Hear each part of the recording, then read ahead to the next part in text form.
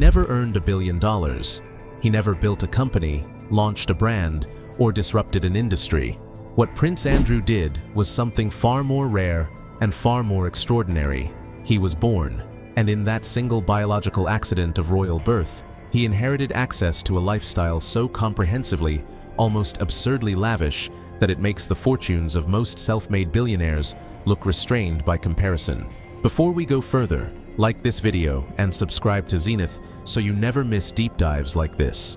We're starting with the properties, because nothing else communicates the scale of what Andrew inherited quite as clearly.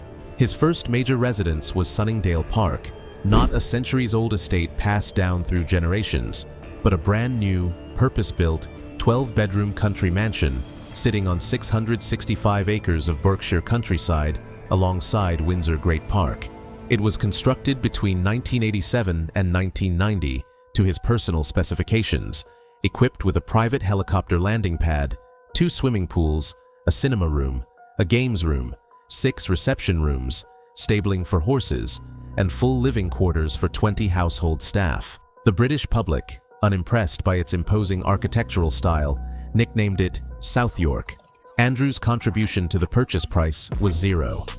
It was a wedding gift from Queen Elizabeth II. He eventually sold it, after 5 years on the market, to a Kazakh businessman named Timur Kulibayev, who paid £15 million against an asking price of £12 million, a £3 million premium that raised significant questions in the British press. Andrew walked away with £15 million from a house that had cost him nothing. He poured that money directly into his next residence, which made Sunningdale Park look like a starter home. Royal Lodge sits deep within Windsor Great Park, a Grade II listed Georgian mansion with origins stretching back to the 17th century, approximately 30 rooms, 7 generous bedrooms, sweeping formal drawing rooms, an original conservatory, a private royal chapel on the grounds, 6 staff cottages, a full-sized swimming pool, tennis courts, a golf driving range, and, in one of those details that could only exist in a royal context, a historic miniature thatched cottage originally gifted to the young Princess Elizabeth when she was a child. Andrew secured it on a 75-year lease in 2003, paying a £1 million upfront premium and committing to substantial renovations. Those renovations cost £7.5 million, funded largely through proceeds from the Sunningdale sale, and included a complete external repaint from pink to white, major roof work, new security installations, and extensive internal alterations. The property's market value, approximately £30 million. Andrew's annual rent, £1 by the terms of a peppercorn lease. By all credible accounts, that pound was never collected across 22 consecutive years of occupancy. Annual security costs at the property alone reached approximately £3 million, borne not by Andrew, but by Crown Resources and, indirectly, the British taxpayer. The portfolio extended internationally in 2014 with the purchase of Chalet Hallora in Verbier, Switzerland, a 7-bedroom alpine property in one of the most exclusive ski resorts in Europe. Indoor swimming pool, sauna, sun terrace with a dedicated bar, lavish entertaining areas designed for the kind of high society gatherings Verbier exists to host. Purchase price, £18 million, acquired jointly with his ex-wife Sarah Ferguson, with over £5 million in interest reportedly still owed to the seller. At peak, Andrew's combined property holdings were valued well north of £30 million.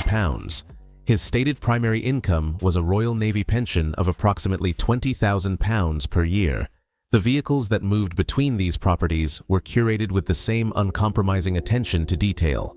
At its peak, Andrew's car collection was valued at between £700,000 and £900,000, almost entirely finished in racing green, often bearing personalized DOY license plates for Duke of York. The centerpiece was a series of Bentley Flying Spurs. He purchased one in 2015 for £150,000, drove it fewer than 12,000 miles, and sold it 3 years later. He replaced it with a 2021 Flying Spur, costing £220,000, and, dissatisfied with the factory color, had the brand new car completely resprayed in his preferred racing green.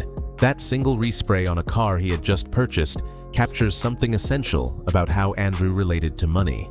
It was not a resource to be managed. It was simply the medium through which preference was expressed.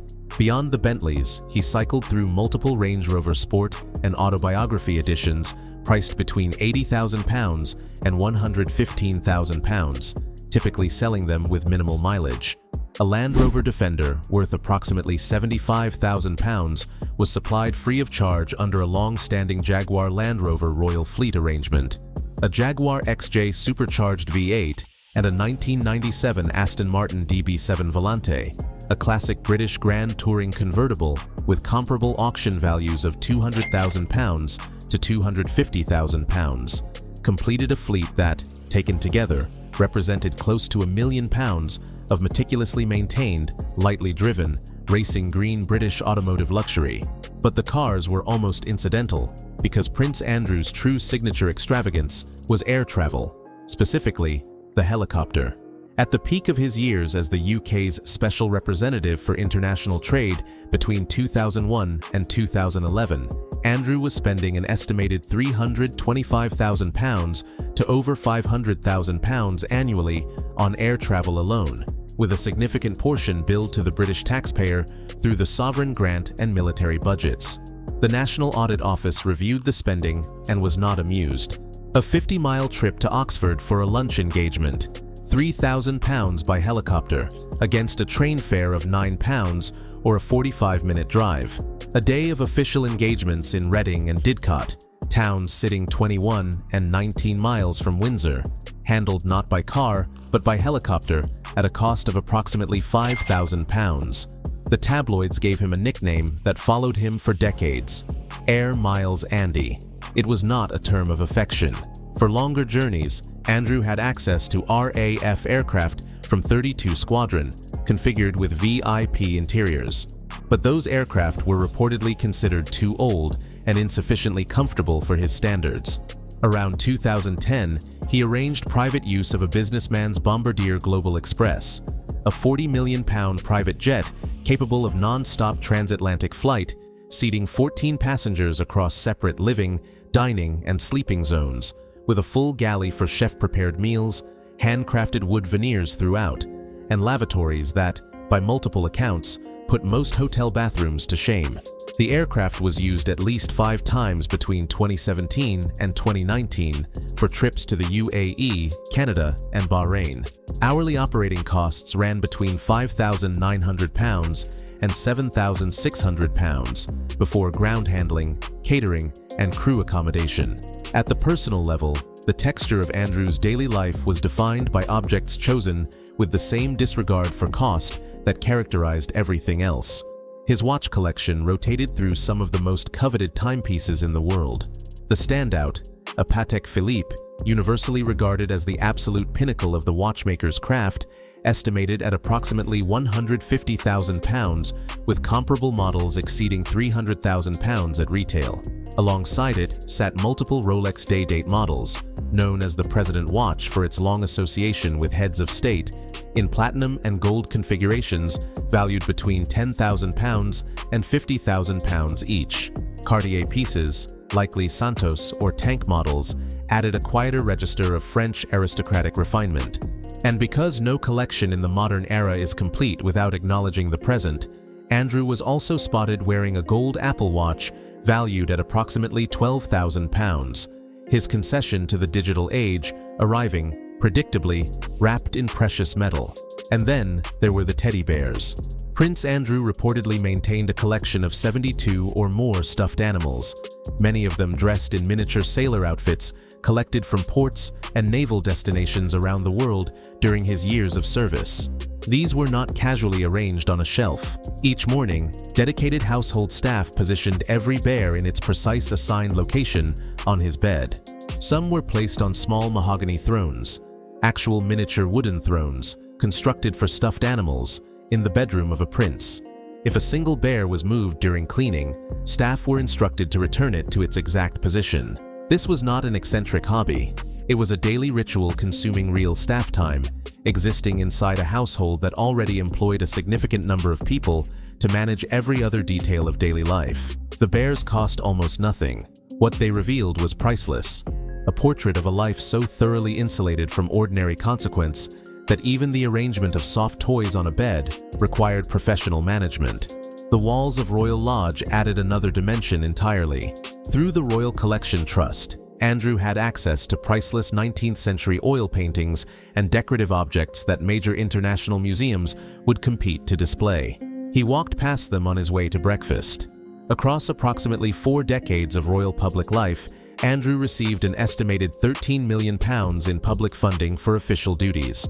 Layered on top were substantial private contributions from Queen Elizabeth II drawn from her personal fortune, the proceeds from property transactions that generated and redistributed tens of millions, manufacturer supply agreements, peppercorn leases on £30 million estates, and the kind of inherited access to crown resources that no amount of personal wealth can purchase from the outside.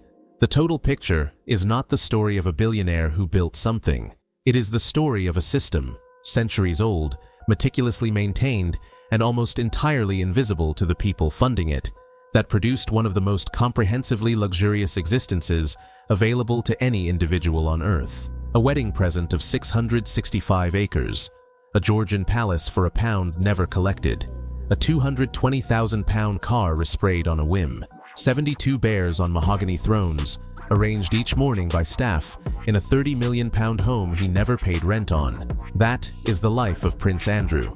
If you found this valuable, like this video and subscribe to Zenith for more. This is exactly the world we cover every week.